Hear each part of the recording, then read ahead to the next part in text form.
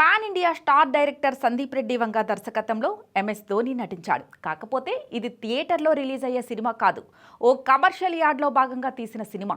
ధోని, సందీప్ ఇద్దరూ ఈ మోటరాడ్ అనే ఎలక్ట్రానిక్ సైకిల్ యాడ్ కోసం చేతులు కలిపారు.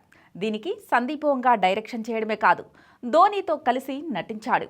యానిమల్ సినిమాలోని రణబీర్ కపూర్ నటించిన సన్నివేశాలను ధోనితో రీక్రియేట్ చేయించారు.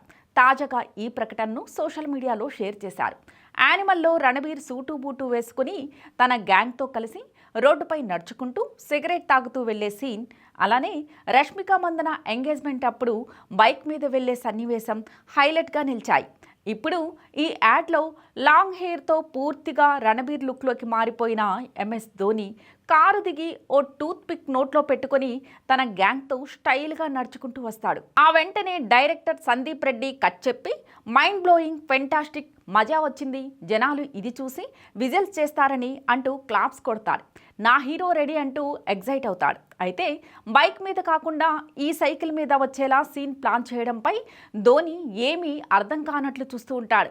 దాని గురించి సందీప్ వంగాని అడగబోతే క్లైమాక్స్ షాట్ కోసం రెడీగా ఉండమని చెప్పి అక్కడి నుంచి వెళ్ళిపోతాడు.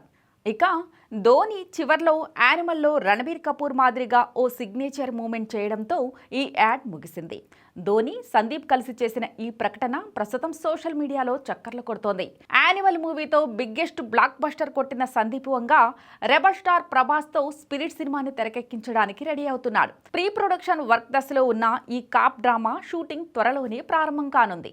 మరోవైపు ఎంఎస్ ధోని ఐపీఎల్ కొత్త సీజన్ కోసం రెడీ అవుతున్నాడు. రామ్ చరణ్ నటిస్తున్న RC-16 సినిమాలో ధోని క్యామియో చేయనున్నట్లు కొద్ది రోజుల కిందటే వార్తలొచ్చాయి.